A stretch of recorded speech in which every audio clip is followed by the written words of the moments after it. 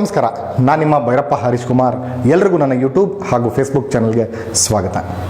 ಸ್ನೇಹಿತರೆ, ಇಡೀ ಕರ್ನಾಟಕವೇ ತಲೆ ತಗ್ಗಿಸಬೇಕಾದಂಥ ಒಂದು ಪ್ರಕರಣ. ದಶಕಗಳು ಕಳೆದರೂ ಕೂಡ ಈ ಪ್ರಕರಣಕ್ಕೆ ಒಂದು ಅಂತ್ಯವೇ ಸಿಗಲಿಲ್ಲ, ನ್ಯಾಯವೂ ಸಿಗಲಿಲ್ಲ. ಈ ರೀತಿಯಾದಂಥ ಒಂದು ಪ್ರಕರಣವನ್ನು ರಾಜಕಾರಣಿಗಳು ರಾಜಕೀಯ ಮಾಡಲಿಕ್ಕೆ ಬಳಸ್ಕೊಂಡ್ರು. ಒಂದಷ್ಟು ಜನ ಬೇರೆ ಬೇರೆ ರೀತಿಯಾಗಿ ಬಳಸ್ಕೊಂಡ್ರು. ಒಂದಷ್ಟು ಜನ ಎಡಪಂಥೀಯ ಅಂದರು, ಒಂದಷ್ಟು ಜನ ಬಲಪಂಥೀಯ ಅಂದರು, ನಡುಪಂಥೀಯ, ಎಲ್ಲರಿಗೂ ಒಂದಷ್ಟು ವಿವಾದ ಆಗೋಗಿತ್ತು. ಕೆಲವರು ಆರೋಪಿಗಳ ಪರ ನಿಂತಿದ್ದಾರೆ, ಕೆಲವರು ಆರೋಪಿಗಳ ವಿರುದ್ಧ ನಿಂತಿದ್ದಾರೆ. ಆದರೆ ಸತ್ಯ ಯಾವುದು? ನಿಜವಾದ ಆರೋಪಿಗಳು ಯಾರು? ಇದರಿಂದ ಹೊರಬರಬೇಕಾದಂಥ ಒಂದಷ್ಟು ನೈಜ ಚಿತ್ರಣಗಳನ್ನು ಇನ್ನಿಯ ತನಕ ಹೊರತರಲಿಕ್ಕಾಗಲಿಲ್ಲ. ನಮ್ಮ ರಾಜಕೀಯ ವ್ಯವಸ್ಥೆ, ನಮ್ಮ ಕಾನೂನಿನ ವ್ಯವಸ್ಥೆ ಮೇಲೆ ಕರ್ನಾಟಕ ಜನರಿಗೆ, ಇಡೀ ರಾಜ್ಯದ ಜನರಿಗೆ ಅನುಮಾನ ಹುಟ್ಟಿಸುವಂಥ ಪ್ರಕರಣವಾಗಿ ಬಿಡ್ತು. ಸ್ನೇಹಿತರೆ, ಹೌದು, ನೀವು ಯಾವುದನ್ನು ಊಹೆ ಮಾಡ್ತಾ ಇದ್ದೀರೋ ಅದೇ ಪ್ರಕರಣ ಬಗ್ಗೆ ನಾನು ಮಾತಾಡ್ತಾ ಇದ್ದೀನಿ. ಧರ್ಮಸ್ಥಳದ ಸೌಜನ್ಯಾಳ ಅತ್ಯಾಚಾರ ಹಾಗೂ ಕೊಲೆ ಪ್ರಕರಣ. ದಶಕಗಳು ಕಳೆದರೂ ಇದಕ್ಕೆ ಒಂದು ನ್ಯಾಯವೂ ಸಿಗಲಿಲ್ಲ, ಅಂತ್ಯವೂ ಸಿಗಲಿಲ್ಲ. ಇಡೀ ಕರ್ನಾಟಕದ ಜನ ಈ ಆರೋಪಿಗಳು ಯಾರು ಯಾರು ಯಾರು ಅಂಥೇಳಿ ಇಂಥ ಕಾಲದಲ್ಲೂ ಹುಡುಕುವಂಥ ಮಟ್ಟಕ್ಕೆ ಬಂದು ನಿಂತಿದೆ. ಸ್ನೇಹಿತರೆ, ನಾನು ಮೊದಲನೇದಾಗೇ ಒಂದು ಸ್ಪಷ್ಟಪಡಿಸ್ತೇನೆ. ಸಾಕಷ್ಟು ಜನ ವಿಡಿಯೋಗಳನ್ನು ಮಾಡಿದ್ದಾರೆ. ಯೂಟ್ಯೂಬರ್ಸ್ ಸಾಕಷ್ಟು ಜನ ವಿಡಿಯೋಗಳನ್ನು 12 ವರ್ಷಗಳಿಂದ ವಿಡಿಯೋಗಳು ಸತತವಾಗಿ ಮಾಡ್ತಾ ಇದ್ದಾರೆ.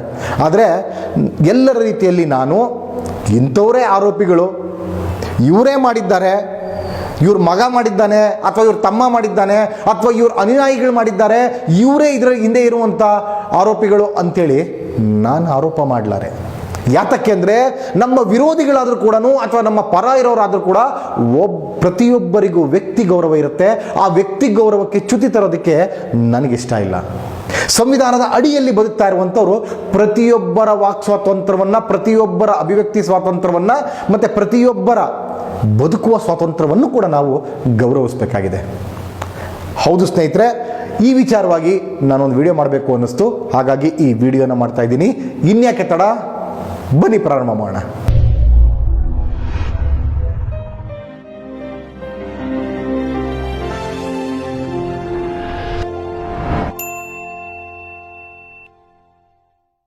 ಮೊದಲನೇದಾಗಿ ನಾನು ಸ್ಪಷ್ಟಪಡಿಸಿದ್ದೇನು ಅಂತಂದರೆ, ವೀರೇಂದ್ರ ಹೆಗ್ಗಡೆ ಆಗ್ಬೋದು, ಅವ್ರ ಕುಟುಂಬ ಆಗ್ಬೋದು, ಮತ್ತೊಬ್ಬರು ವಿರುದ್ಧ ನಾನು ಕ್ಷುಲ್ಲಕ ಆರೋಪಗಳನ್ನು ಮಾಡೋದಿಲ್ಲ ಅಂತ ಮುಂಚೆನೇ ಹೇಳಿದೆ. ಅದೇ ರೀತಿ ನಡ್ಕೊತೀನಿ. ಸ್ನೇಹಿತರೆ, ನಾನಿವತ್ತು ಈ ವಿಡಿಯೋ ಮಾಡ್ತಾ ಇರೋದೇನು ಅಂತಂದರೆ, ಸಾಕಷ್ಟು ಜನ ಅಧ್ಯಯನ ಮಾಡಿದ್ದಾರೆ, ಎಳಿಯಾಗಿ ಬಿಡಿಸಿ ಹೇಳಿದ್ದಾರೆ. ಹೋರಾಟಗಾರರು ಒಂದಷ್ಟು ಈ ಪ್ರಕರಣದ ಬಗ್ಗೆ ಎಳಿಯಾಗಿ ಬಿಡಿಸಿ ಹೇಳಿದ್ದಾರೆ. ಪುನಃ ನಾನು ಅದೇ ವಿಡಿಯೋ ಮಾಡಿ ಅದೇ ನಿಮ್ಮ ತಲೆ ಕೊರೆಯೋದಕ್ಕೆ ನನಗೆ ಇಷ್ಟ ಇಲ್ಲ.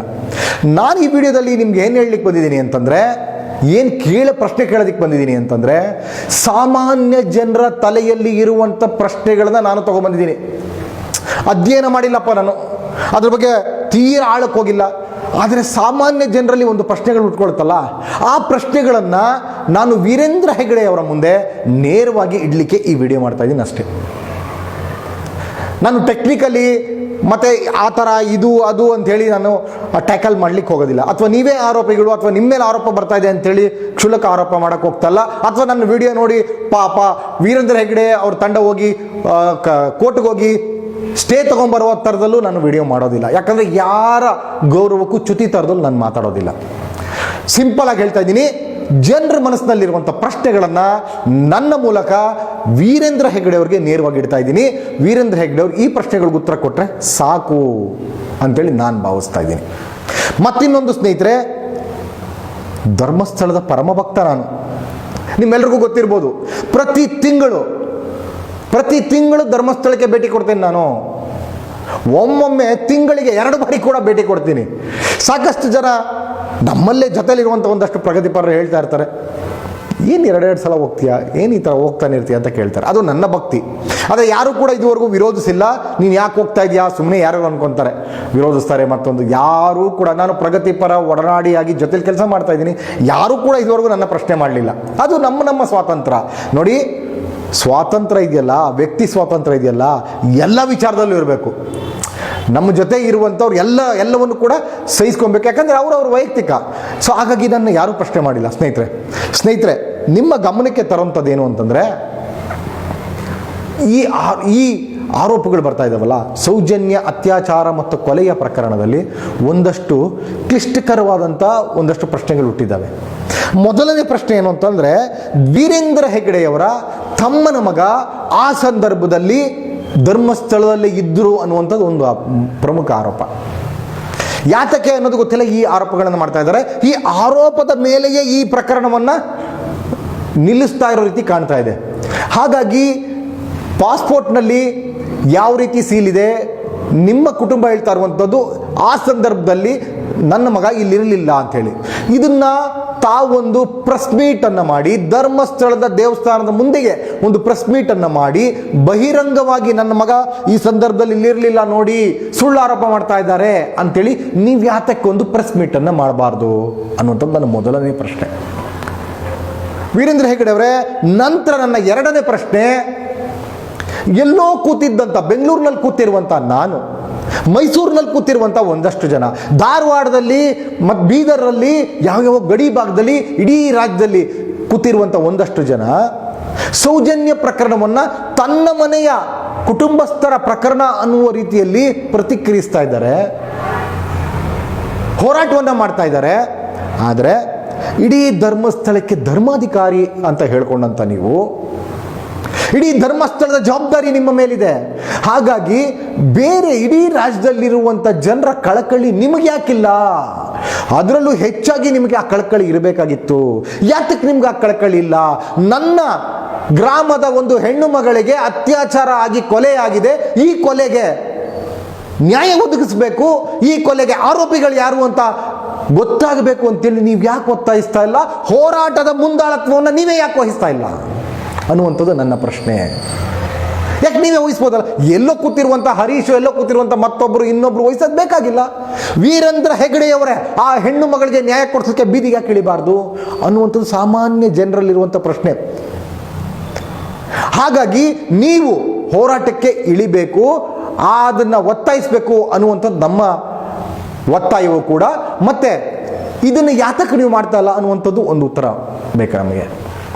ಮತ್ತಿನ್ನೊಂದಷ್ಟು ಬಹಳ ಗೊಂದಲಕರ ವಿಚಾರ ಅಂತಂದ್ರೆ, ಈ ಪ್ರಕರಣದಲ್ಲಿ ಆರೋಪಿ ಅಂತೇಳಿ ಬಂಧಿತನಾಗಿದ್ದ ಸಂತೋಷ್ ರಾವ್ ಏನಿದ್ದಾನೆ, ಸಂತೋಷ್ ರಾವ್ ಆರೋಪಿ ಅಲ್ಲ. ಮೊದಲನೇದಾಗಿ ನೀವು ಎಲ್ಲರೂ ಹೇಳ್ತಾರೆ, ಈ ಪ್ರಕರಣಕ್ಕೆ ಸಂಬಂಧಿಸಿದ ಮೊದಲನೇದಾಗಿ CBI ತನಿಖೆ ಮಾಡಿ ಅಂತೇಳಿ ರಾಜ್ಯ ಸರ್ಕಾರಕ್ಕೆ ಪತ್ರ ಬರೆದವನೇ ನಾನು. ಖಂಡಿತ ನಿಮ್ಮ ಬಗ್ಗೆ ಪ್ರಶಂಸೆ ವ್ಯಕ್ತಪಡಿಸ್ತೀನಿ ನಾನು, ನೀವು ಬರೆದಿದ್ದೀರಿ, ಇಲ್ಲ ಅಂತ ಹೇಳಲಿಲ್ಲ. ಅದನ್ನೂ ಸೇರಿದಂತೆ ಮುಖ್ಯಮಂತ್ರಿಗಳಾಗಿದ್ದಾಗ, ಕಳೆದ ಸಲ ಮುಖ್ಯಮಂತ್ರಿಗಳಾದಾಗ ಸಿದ್ದರಾಮಯ್ಯನವರು ಈ ಪ್ರಕರಣ CBI ಕೊಟ್ಟರು. CBI ಪ್ರಕರಣ ಏನಾಯಿತು? ಅದರಲ್ಲಿ ಸಂತೋಷ್ ರಾವ್ ಆರೋಪಿ ಅಲ್ಲ ಅಂತೇಳಿ ಖುಲಾಸೆ ಆಗಿದ್ದಾನೆ. ಖುಲಾಸೆ ಆಗಿರುವಂಥ ವ್ಯಕ್ತಿ ಆರೋಪಿ ಅಲ್ಲ ಅಂತ ನ್ಯಾಯಾಲಯ ತೀರ್ಮಾನ ಮಾಡಿದ ಮೇಲೆ ಆರೋಪಿಗಳು ಯಾರು ಅಂತ ಗೊತ್ತಾಗಬೇಕಲ್ಲ, ಈ ರಾಜ್ಯದ ಜನ ಗೊತ್ತಾಗಬೇಕಲ್ಲ. ಅಷ್ಟು ಕ್ರೂರವಾಗಿ ಮಾನವ ಜನಾಂಗವೇ ತಲೆ ತಗ್ಗಿಸುವ ರೀತಿಯಲ್ಲಿ ಆ ಹೆಣ್ಣು ಮಗಳನ್ನ ಮೇಲೆ ಅತ್ಯಾಚಾರವನ್ನು ಮಾಡಿ ಕೊಲೆ ಮಾಡಿರುವಂಥ ಆರೋಪಿ ಯಾರು ಅಂತ ಗೊತ್ತಾಗಬೇಕಲ್ಲ. ಹಾಗಾಗಿ ಅವರಲ್ಲ ಅಂತ ಗೊತ್ತಾದ ಮೇಲೆ ಹೌದು ಇಂಥವ್ರೇ ಅಂತ ಗೊತ್ತಾಗಬೇಕು ಅಂತ ಹೇಳಿ ನೀವು ಇನಿಷಿಯೇಟ್ ತಗೊಬೇಕಾಗಿತ್ತು. ನೀವೇ ಈ ಹೋರಾಟವನ್ನು ಪುನಃ ಕೈಗೆತ್ಕೊಂಡು, ನಮ್ಮ ಗ್ರಾಮದ ಹೆಣ್ಣು ಮಗಳಿಗೆ ಅನ್ಯಾಯ ಆಗಿದೆ, ನಾನು ಧರ್ಮಸ್ಥಳದ ಮುಂದೆ ಪ್ರತಿಭಟನೆಗೆ ಕೂರ್ತೀನಿ, ನಾನು ಧರ್ಮಸ್ಥಳದ ಮುಂದೆ ಪ್ರೆಸ್ ಮೀಟ್ ಅನ್ನ ಮಾಡ್ತೀನಿ, ಪುನಃ ಯಾರು ಆರೋಪಿಗಳು ಅಂತ ಗೊತ್ತಾಗೋ ತನಕ ನಾನು ಎದ್ದೇಳಲ್ಲ, ಆರೋಪಿಗಳು ಯಾರು ಅಂತ ಗೊತ್ತಾಗಬೇಕು ಅಂತ ನೀವು ಯಾಕೆ ಪ್ರತಿಭಟನೆಗೆ ಇಳಿತಾ ಇಲ್ಲ? ನೀವು ಯಾತಕ್ಕೆ ಇದನ್ನ ಒತ್ತಾಯಿಸ್ತಾ ಇಲ್ಲ? ಕೇವಲ ಮಾಡ್ತೀರಿ, ಮಾಡಲಿ, ಬೇಡಿ, ನಮ್ದು ಯಾವುದು ತಗರಾಲಿಲ್ಲ ಅಂತ ಮೆಲ್ಲನೆ ಹೇಳಿ ಜಾರ್ಕೊತಾ ಇದ್ದೀರಿ ಅನ್ನುವಂಥದ್ದು ಈ ರಾಜ್ಯದ ಜನರಿಗಿರುವಂಥ ಒಂದು ಗೊಂದಲದ ಪ್ರಶ್ನೆ. ಯಾಕೆ ಮಾಡ್ತಾ ಇಲ್ಲ ವೀರೇಂದ್ರ ಹೆಗ್ಗಡೆಯವರು? ನನಗೂ ಕೂಡ ನಾನು ಒಬ್ಬ ಭಕ್ತನಾಗಿ ನಿಮ್ಮನ್ನ ಕೇಳ್ತಾ ಇರುವಂಥ ಪ್ರಶ್ನೆ. ನಾನು ವೀರೇಂದ್ರ ಹೆಗ್ಗಡೆಯವರ ಒಂದು ವಿಡಿಯೋ ನೋಡಿದೆ. ಆ ವಿಡಿಯೋದಲ್ಲಿ ಏನು ಹೇಳ್ತಾರೆ ಅಂತಂದರೆ, ನಾವೊಂದು ಸೊಳ್ಳೆಯನ್ನೂ ಸಾಯಿಸೋದಿಲ್ಲ, ಅಷ್ಟು ಕಾನ್ಷಿಯಸ್ ನಮ್ಮಲ್ಲಿದೆ, ನಮ್ಮ ಜನಾಂಗಕ್ಕಿದೆ ಅಂತ ಹೇಳ್ತಾರೆ. ಹೌದು, ಖಂಡಿತವಾಗೂ ಒಂದು ಜೈನ ಸಮುದಾಯ ಒಂದು ಸೊಳ್ಳೆಯನ್ನು ಸಾಯಿಸಬಾರ್ದು, ಒಂದು ಇರುವೆಯನ್ನು ಸಾಯಿಸಬಾರ್ದು ಅನ್ನುವಂಥದ್ದು ಅವರ ಜನಾಂಗದ ಕಾನ್ಸೆಪ್ಟ್. ನಿಜ, ನಾವು ಅವ್ರನ್ನ ಗೌರವಿಸೋಣ. ಆದರೆ ಇದೇ ಜನಾಂಗದ ಮುಖ್ಯಸ್ಥರಾಗಿರುವಂಥ ಧರ್ಮಸ್ಥಳದ ಮುಖ್ಯಸ್ಥರು ಒಂದು ಭೀಕರ ಕೊಲೆಯಾಗುತ್ತೆ, ಇಡೀ ರಾಜ್ಯದಲ್ಲಿ, ಇಡೀ ದೇಶ ಬೆಚ್ಚಿ ಬೀಳೋ ಥರದಲ್ಲಿ ಭೀಕರ ಕೊಲೆ ಆಗುವ ಅತ್ಯಾಚಾರ ಆಗುತ್ತೆ. ಇಂಥ ಅತ್ಯಾಚಾರ ಕೊಲೆ ಪ್ರಕರಣಕ್ಕೆ ನಿಮ್ಮದೇ ನೆಲದಲ್ಲಿ, ನಿಮ್ಮದೇ ಆಡಳಿತ ಇರುವಂಥ ಜಾಗದಲ್ಲಿ ಆದಾಗ ಯಾತಕ್ಕೆ ವೀರೇಂದ್ರ ಹೆಗ್ಗಡೆಯವರು ಸೋಲೆತ್ತದೆ ಸುಮ್ಮನೆ ಇದ್ದಾರೆ ಇಲ್ಲಿಯ ತನಕ? ನಮಗಂತೂ ಅರ್ಥ ಆಗ್ತಾ ಇಲ್ಲ. ನಾವು ಭಕ್ತರಾದವರು ನಾವೇ ಹೊರಗಡೆ ನಿಂತ್ಕೊಂಡು ಯಾರು ಅಂತ ಗೊತ್ತಾಗಬೇಕು ಅಂತೇಳಿ ಒತ್ತಾಯ ಮಾಡ್ತಾ ಇರುವಾಗ ಅಲ್ಲಿರುವಂಥ ತಾವು ಯಾಕೆ ಒತ್ತಾಯ ಮಾಡಬಾರ್ದಾಗಿತ್ತು ಅನ್ನೋ ಒಂದು ಸಾಮಾನ್ಯ ಜನರಲ್ಲಿರುವಂಥ ಪ್ರಶ್ನೆಗಳು. ನಾನು ಮತ್ತೊಂದು ವಿಡಿಯೋನ ನೋಡಿದೆ ನೋಡಿ. ಧರ್ಮಸ್ಥಳ ಕ್ಷೇತ್ರದ ಹೆಸರನ್ನು ಹಾಳು ಮಾಡಲಿಕ್ಕೆ ಕೆಲವರು ಈ ರೀತಿಯಾದ ಕ್ಷುಲ್ಲಕ ಆರೋಪ ಮಾಡ್ತಾ ಇದ್ದಾರೆ ಅನ್ನುವಂಥ ಹೇಳಿಕೆಯನ್ನು ಕೊಟ್ಟರು. ನನಗೆ ಅರ್ಥ ಆಗಲಿಲ್ಲ ಈ ರೀತಿಯಾದ ಹೇಳಿಕೆ ಯಾಕೆ ಕೊಟ್ಟರು ಅಂತೇಳಿ. ನೋಡಿ ಸ್ನೇಹಿತರೆ, ಒಂದು ದೇವಸ್ಥಾನ ಇರುತ್ತೆ. ಆ ದೇವಸ್ಥಾನದಲ್ಲಿ, ನಮ್ಮೂರಲ್ಲಿ ಒಂದು ದೇವಸ್ಥಾನ ಇರುತ್ತೆ ಅಂತ ತಿಳ್ಕೊಳ್ಳೋಣ. ಆ ದೇವಸ್ಥಾನದಲ್ಲಿ ಒಬ್ಬ ಪೂಜಾರಿ ಇಟ್ಟಿರ್ತೀವಿ. ಆ ಪೂಜಾರಿ ಏನು ಮಾಡ್ತಾನೆ, ಉಳ್ಳವ್ರಿಗೆ ಒಂದು ರೀತಿ ಪೂಜೆ ಮಾಡಿಕೊಡ್ತಾನೆ, ಇಲ್ದವ್ರಿಗೆ ಒಂದು ರೀತಿ ಪೂಜೆ ಮಾಡಿಕೊಡ್ತಾನೆ. ಆ ರೀತಿಯಾಗಿ ಮಿಸ್ಬಿಹೇವ್ ಮಾಡ್ತಾ ಇರ್ತಾನೆ, ಸರಿಯಾಗಿ ಕೆಲಸ ಮಾಡ್ತಾ ಇರಲ್ಲ, ಸರಿಯಾಗಿ ಪೂಜೆ ಮಾಡ್ತಾ ಇರಲ್ಲ, ಹಣ ಮಾತ್ರ ನೋಡ್ತಾ ಇರ್ತಾನೆ. ಅಂಥವನಿಗೆ ಊರಿನ ಜನ ಏನಂತ ಆರೋಪ ಮಾಡಬೇಕು? ದೇವ್ರು ಸರಿಯಿಲ್ಲ ಅಂತ ಆರೋಪ ಮಾಡ್ಬೇಕಾ ಅಥವಾ ಪೂಜಾರಿ ಸರಿಯಿಲ್ಲ ಅಂತ ಆರೋಪ ಮಾಡ್ಬೇಕಾ? ಖಂಡಿತ ಪೂಜಾರಿ ಸರಿಯಿಲ್ಲ ಅಂತ ಆರೋಪ ಮಾಡಬೇಕು. ದೇವ್ರಿಗೆ ಇದಕ್ಕೂ ಸಂಬಂಧವೇ ಇಲ್ಲ. ಇದೇ ರೀತಿಯಲ್ಲಿ ಇವತ್ತೊಂದಷ್ಟು ಜನ ಯಾವ್ಯಾವ ರೀತಿಯ ಅನುಮಾನ ವ್ಯಕ್ತಪಡಿಸಿ ವೀರೇಂದ್ರ ಹೆಗಡೆ ಅವ್ರ ಕುಟುಂಬದ ಮೇಲೆ ಆರೋಪ ಮಾಡ್ತಾ ಇದ್ರೆ, ಅದು ಹೇಗೆ ಧರ್ಮಸ್ಥಳವನ್ನು ಆರೋಪ ಮಾಡ್ದಂಗೆ, ಅದು ಹೇಗೆ ದೇವರನ್ನು ಪ್ರಶ್ನೆ ಮಾಡ್ದಂಗೆ ಅಂತೇಳಿ ನನಗಂತೂ ಅರ್ಥ ಆಗಲಿಲ್ಲ. ಯಾತಕ್ಕೆ ಈ ರೀತಿಯ ಸ್ಟೇಟ್ಮೆಂಟ್ ಅನ್ನು ಕೊಟ್ಟರು ಅಂತ ಹೇಳಿ. ಮತ್ತೆ ಇದೇ ವೃತ್ತಿ ಮಾಡ್ಕೊಂಡು ಹೋಗ್ತಾ ಇದ್ದಾರೆ. ಅರೆ ಪ್ರಕರಣ ಏನಾಗಿದೆ? ಈ ರೀತಿ ಜವಾಬ್ದಾರಿ ಇರುವಂಥ ವ್ಯಕ್ತಿ ವೀರೇಂದ್ರ ಹೆಗ್ಗಡೆ ಅವರು ಸಾಮಾನ್ಯ ವ್ಯಕ್ತಿ ಅಲ್ಲ. ಅವ್ರ ಬಗ್ಗೆ ನನಗೆ ಗೌರವ ಇದೆ.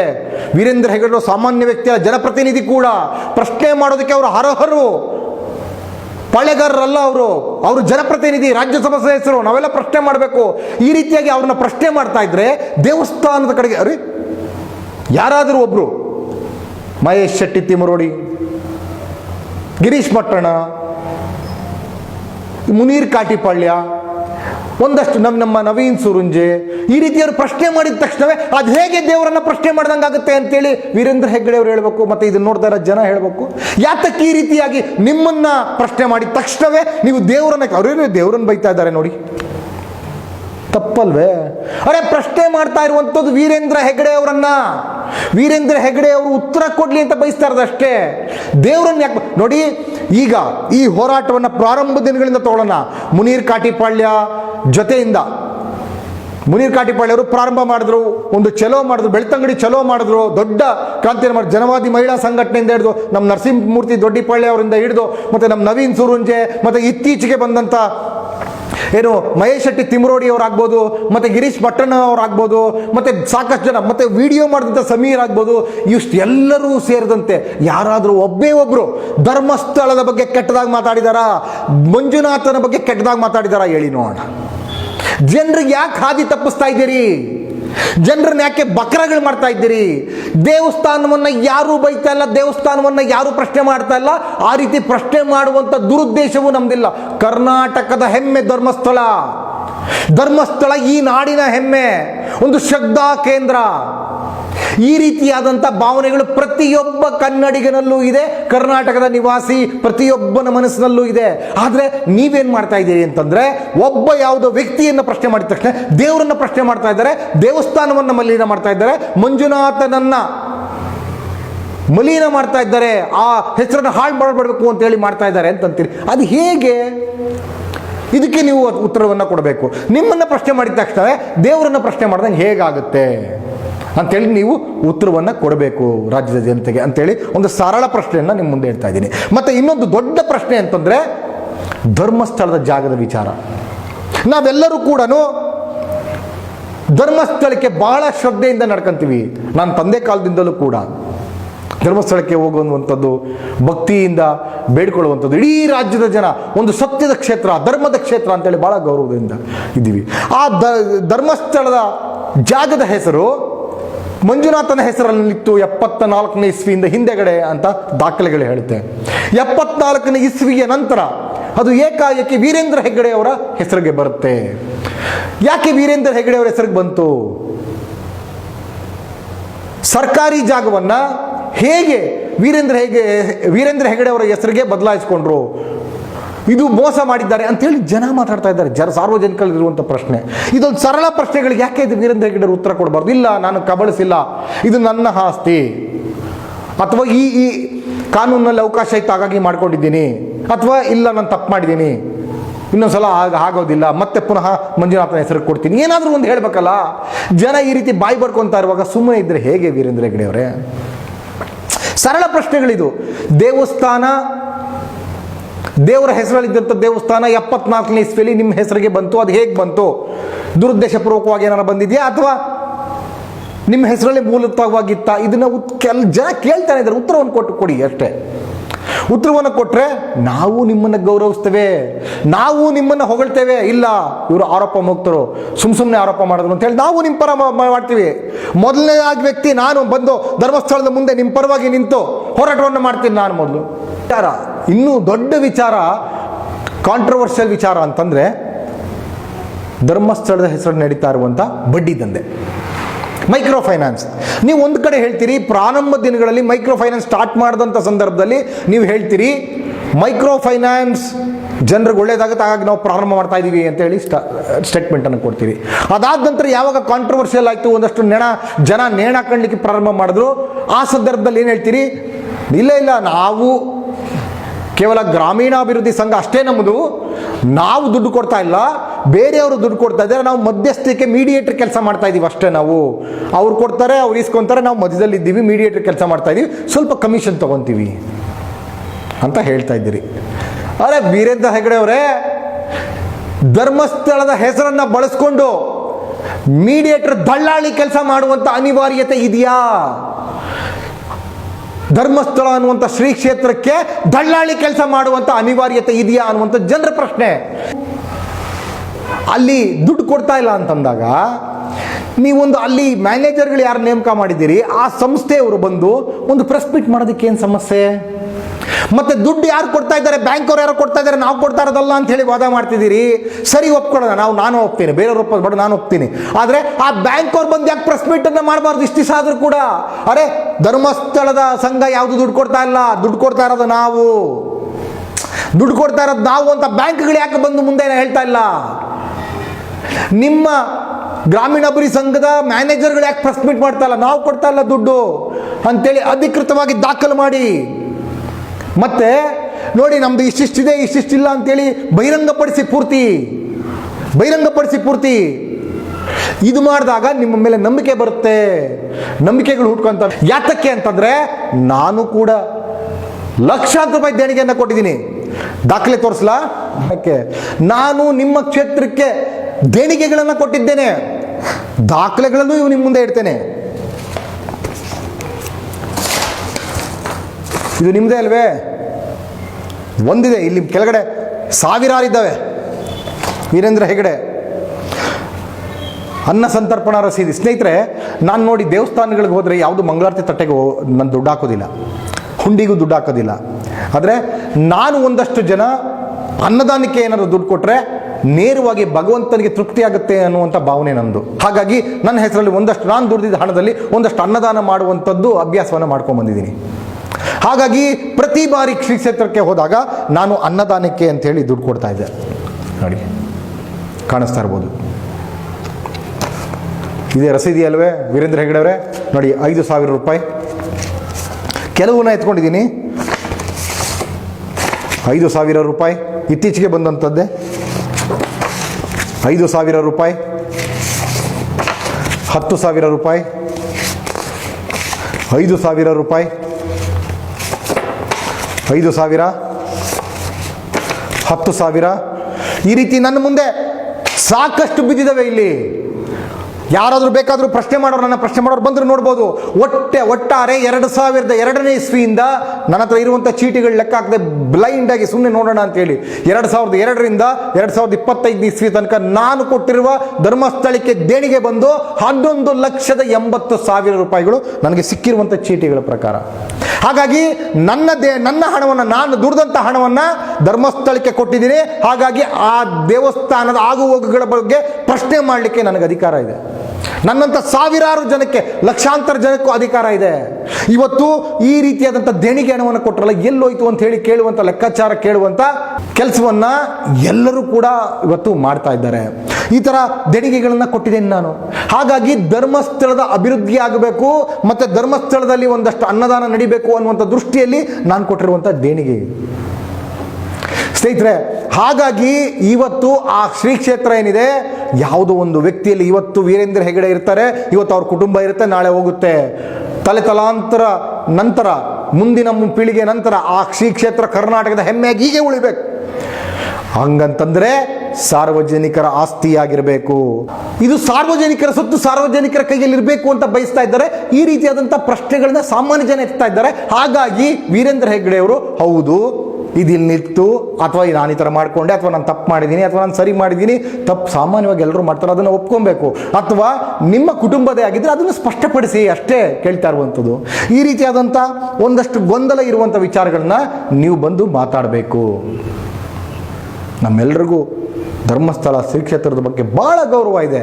ಆ ಗೌರವವನ್ನು ಎತ್ತಿಡಿಯುವಂಥ ಕೆಲಸವನ್ನು ಯಾವಾಗ ನೀವು ಮಾಡಬೇಕಾಗಿರೋದು ಯಾವ ರೀತಿ ಅಂತಂದರೆ, ಈ ರೀತಿ ನಮ್ಮ ಪ್ರಶ್ನೆಗಳಿಗೆ ಉತ್ತರವನ್ನು ಕೊಡಬೇಕು. ನಾನು ಈ ರೀತಿ ಪ್ರಶ್ನೆ ಮಾಡಿದ ತಕ್ಷಣವೇ ಈ ವಿಡಿಯೋ ಹೋಗಿ ಸ್ಟೇ ತರೋದಲ್ಲ. ಮತ್ತೆ ಯಾರೇ ಹೋರಾಟ ಮಾಡಿದ್ರು ಕೂಡ ನೀವು ಯಾತಕ್ಕೆ ಹೋಗಿ ಸ್ಟೇಯನ್ನು ತರ್ತೀರಿ ಅಂತ ಹೇಳಿ ನನಗೆ ಅರ್ಥ ಆಗ್ತಾ ಇಲ್ಲ. ಯಾತಕ್ಕೆ ಈ ಪ್ರಕರಣಕ್ಕೆ ಸ್ಟೇ ಕೊಡಿ ಅಂತ ಕೇಳ್ತೀರಿ ಗೊತ್ತಾಗ್ತಾ ಇಲ್ಲ. ಒಂದು ಕೇಳ್ಬೋದು, ನನ್ನ ಬಗ್ಗೆ ಅಪಪ್ರಚಾರ ಮಾಡದಂತೆ ಒಂದು ನಿರ್ದೇಶನ ಕೊಡಿ ಅಂತ ಕೇಳ್ಬೋದು ನೀವು. ಆದರೆ ನನ್ನ ಈ ಪ್ರಕರಣ ಸೌಜನ್ಯ ಪ್ರಕರಣ ಹೋರಾಟವೇ ಮಾಡಬಾರ್ದು ಅಂತೇಳಿ ಯಾತಕ್ಕೆ ಸ್ಟೇ ತರ್ತೀರಿ? ಜನರಿಗೆ ಅನುಮಾನ ಹುಟ್ಟೋದಿಲ್ವೇ? ಇದಕ್ಕೂ ಇವ್ರಿಗೆ ಏನು ಸಂಬಂಧ? ಸೌಜನ್ಯ ವಿಚಾರವಾಗಿ ಪ್ರಶ್ನೆ ಮಾಡಿದ ತಕ್ಷಣವೇ ಇವರು ಕೋರ್ಟ್ಗೆ ಹೋಗಿ ಸ್ಟೇ ತರ್ತಾರಲ್ಲ, ಯಾತಕ್ಕೋಸ್ಕರ ತರ್ತಾರೆ ಅಂತೇಳಿ ಜನರ ಮನಸ್ಸು ಅನುಮಾನ ಬರೋದಿಲ್ವೇ? ಮತ್ತೆ ಅದ್ರ ವಿಚಾರವಾಗಿ ಯಾರಾದ್ರೂ ವಿಡಿಯೋ ಮಾಡಿದ್ರೆ ಆ ವಿಡಿಯೋಗೂ ಕೂಡ ಸ್ಟೇ ತಗೊಂಡ್ಬರ್ತೀರಿ ಅಂತಂದ್ರೆ ಯಾತಕ್ಕೋಸ್ಕರ ತರ್ತೀರಿ? ಇದು ಪ್ರಶ್ನೆಗಳಿಗೆ ನಾನು ಉತ್ತರವನ್ನು ಕೊಡ್ತೀನಿ. ನಾನು ಎಲ್ಲೂ ಕೂಡ ಸೌಜನ್ಯ ಪ್ರಕರಣದಲ್ಲಿ ಇಂಥವರೇ ಆರೋಪಿ, ಇಂಥವ್ರ ಹೆಸರಿದೆ ಅಂತ ಹೇಳಲ್ಲ. ಮತ್ತೆ ನಿಮ್ಮ ಕುಟುಂಬದ ಹೆಸರಿಗೆ ಚ್ಯುತಿ ಬರೋ ಥರದಲ್ಲಿ ನಾನು ಮಾತಾಡೋಲ್ಲ. ಖಂಡಿತವಾಗೂ ನೀವಿಲ್ಲ ಅಂತಾನೆ ಅನ್ಕೊಳ್ಳೋಣ. ನೀವಿಲ್ಲ, ನಾವೆಲ್ಲ ಹಂಗೆ ನಂಬಿದ್ದೀವಿ, ನೀವಿಲ್ಲ ಅಂತಾನೆ ನಂಬಿದ್ದೀರಿ. ಆದರೆ ಅದನ್ನ ಜನರ ಮುಂದೆ ಸ್ಪಷ್ಟಪಡಿಸಿ, ನಮ್ಮ ಗೌರವ ನಮ್ಮ ನಂಬಿಕೆಗಳನ್ನ ಇನ್ನೂ ಹೆಚ್ಚುವಂತೆ ಮಾಡಿ. ದೇವಸ್ಥಾನದ ಬಗ್ಗೆ ಗೌರವ ಇಟ್ಕೊಂಡಿರುವಂಥವ್ರನ್ನ ನಂಬಿಕೆಗಳನ್ನು ಹೆಚ್ಚುವಂತೆ ಮಾಡಬೇಕಾದ್ರೆ ನೀವು ಬಂದು ಈ ರೀತಿಯಾದ ಉತ್ತರವನ್ನು ಕೊಡಬೇಕು. ನಾವು ನಿಮ್ಮ ಜೊತೆ ನಿಲ್ತೀವಿ. ಮತ್ತೆ ಇನ್ನೊಂದಷ್ಟು ಜನ ಹೇಳ್ತಾ ಇದ್ದಾರೆ, ಯಾರೋ ಎಡಪಂಥೀಯರು ಸೌಜನ್ಯ ಪರವಾಗಿ ಹೋರಾಟವನ್ನು ಮಾಡ್ತಾ ಇದ್ದಾರೆ. ಎಡಪಂಥೀಯರು ಅರೆ, ಎಡಪಂಥೀಯರು ಹೋರಾಟ ಮಾಡ್ತಾ ಇದ್ದಾರೆ, ನ್ಯಾಯಯುತವಾದ ಹೋರಾಟವನ್ನು ಮಾಡ್ತಾ ಇದ್ದಾರೆ, ಗೌರವಿಸೋಣ. ಯಾರು ಎಡಪಂಥೀಯರು ಅಂತ LTTಗಳಲ್ವಲ್ಲ ಅವರು. ಎಡಪಂಥೀಯರು ಅಂದಿದ ತಕ್ಷಣ ಅವ್ರೇನು ಪಾಕಿಸ್ತಾನದವ್ರಲ್ವಲ್ಲ ಅಥವಾ ಚೈನಾದವ್ರಲ್ವಲ್ಲ, ಈ ದೇಶದ ಪ್ರಜೆಗಳಲ್ವಾ? ಯಾವುದೊಬ್ಬ ಮುಸಲ್ಮಾನ ಪ್ರಶ್ನೆ ಮಾಡಿದ್ರೆ ಮುಸಲ್ಮಾನ, ನೀವು ಮಾತ್ರ ಹಿಂದೂ ಸಂಘಟನೆಗಳಿಗೆ ಹೇಳ್ತಾ ಇದ್ದೀನಿ, ಹಿಂದೂ ಸಂಘಟನೆಗಳು ಮಾತ್ರ ವಕ್ಫ್ ಬಗ್ಗೆ ಮಾತಾಡ್ಬೋದು, ಹಿಂದೂ ಸಂಘಟನೆಗಳು ಮಾತ್ರ ಮುಸಲ್ಮಾನರ ಬಗ್ಗೆ ಮಾತಾಡ್ಬೋದು. ಅದೇ ಮುಸಲ್ಮಾನ ಹಿಂದೂ ಸಂಘಟನೆಗಳ ಬಗ್ಗೆ ಮಾತಾಡಂಗಿಲ್ಲ, ಹಿಂದೂ ದೇವರುಗಳ ಬಗ್ಗೆ ಮಾಡಂಗಿಲ್ಲ. ಅದು ಯಾವುದು ನ್ಯಾಯ? ಈ ದೇಶದ ಕಾನೂನಿದೆ, ಮಾತಾಡ್ತಾರೆ, ಮಾತಾಡಬೇಕು. ಮುಸಲ್ಮಾನರು ಮಾತಾಡಬೇಕು, ಕ್ರೈಸ್ತರು ಮಾತಾಡಬೇಕು, ಹಿಂದೂಗಳು ಮಾತಾಡಬೇಕು. ನಾವೆಲ್ಲ ಒಂದಾಗಿದ್ದೀವಿ. ಈ ರೀತಿ ಒಡೆದಾಳುವಂಥ ನೀತಿಗಳನ್ನು ಇನ್ನೆಷ್ಟು ದಿವಸ ಮಾಡ್ತೀರಿ? ವಿಷಬೀಜವನ್ನು ಎಷ್ಟು ದಿವಸ ಬಿತ್ತೀರಿ? ಎಲ್ಲರೂ ಮಾತಾಡ್ತಾರೆ, ಎಲ್ಲರೂ ಮಾತಾಡಬೇಕು, ಅನ್ಯಾಯದ ವಿರುದ್ಧ ಮಾತಾಡಬೇಕು. ಧರ್ಮಸ್ಥಳ ಧರ್ಮಕ್ಷೇತ್ರ ಭಾವನೆಗಳ ಜೊತೆ ಯಾರೂ ಆಟ ಆಡಬಾರ್ದು. ವೀರೇಂದ್ರ ಹೆಗ್ಗಡೆ ಅವರು ಕೂಡ ಆಟ ಆಡಬಾರ್ದು, ಯಾರೂ ಆಟ ಆಡಬಾರ್ದು. ಬಹಳ ನಂಬಿಕೆಯ ಕ್ಷೇತ್ರ, ಕರ್ನಾಟಕದ ಹೆಮ್ಮೆ ಅದು. ಹಾಗಾಗಿ ಬಹಳ ಶುದ್ಧರಾಗಿರಬೇಕು. ತಪ್ಪಿತಸ್ಥರಾಗಿದ್ದರೆ ಒಪ್ಕೊಬೇಕು, ತಪ್ಪಿತಸ್ಥರು ಇಲ್ಲ ಅಂತಂದ್ರೆ ನೇರವಾಗಿ ನಾನು ತಪ್ಪಿತಸ್ಥ ಇಲ್ಲ ಅಂತ ಬರಬೇಕು.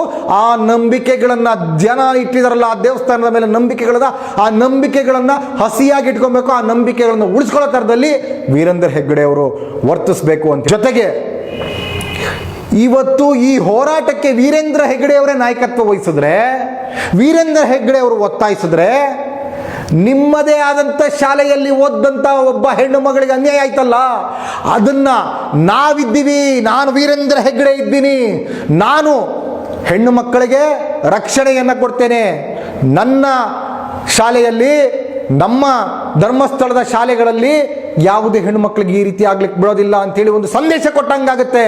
ಹೆಣ್ಣು ಮಕ್ಕಳೆಲ್ಲ ನಿಮ್ಮನ್ನು ನಂಬ್ತಾರೆ. ಆದರೆ ನೀವು ಹಿಂದೇಟಾಗ್ತಾ ಇರೋಂಥದ್ದು ನೋಡಿದ್ರೆ ಖಂಡಿತವಾಗೂ ಜನಗಳಿಗೆ ಅನುಮಾನ ಬರುತ್ತೆ. ಅದಕ್ಕಾಗಿಯೇ ಜನ ನಿಮ್ಮ ಮೇಲೆ ಅನುಮಾನ ಪಡ್ತಾ ಇರುವಂಥದ್ದು. ಹಾಗಾಗಿ ನಾವೆಲ್ಲೂ ಕೂಡ ನೀವು ತಪ್ಪಿತಸ್ಥರು ಅಂತ ಹೇಳಿಲ್ಲ, ಹೇಳೋದು ಇಲ್ಲ. ಆ ರೀತಿಯಾದಂಥ ಬಂಡವಾದಗಳನ್ನು ನಾನು ಮಾಡೋದಿಲ್ಲ, ದಾಖಲೆಗಳಿಲ್ಲದೆ ಹೇಳೋದಿಲ್ಲ ನಾನು. ಹಾಗಾಗಿ ಈ ರೀತಿಯಾದಂಥ ನಡವಳಿಕೆಗಳು, ನಾನು ಹೇಳಿದಂಥ ಅಷ್ಟೂ ನಡವಳಿಕೆಗಳನ್ನು ವೀರೇಂದ್ರ ಹೆಗ್ಗಡೆ ಅವರೇನಾದರೂ ಪಾಲಿಸ್ಬಿಟ್ರೆ, ನಾನು ವೀರೇಂದ್ರ ಹೆಗ್ಗಡೆ ಅವ್ರ ಜೊತೆ ನಿಂತ್ಕೊಂಡು ಹೋರಾಟದಲ್ಲಿ ಭಾಗಿಯಾಗ್ತೀನಿ ಅಂತ ಹೇಳ್ತಾ ನನ್ನ ಮಾತನ್ನು ಮುಗಿಸ್ತೇನೆ ಸ್ನೇಹಿತರೆ. ನಮಸ್ಕಾರ.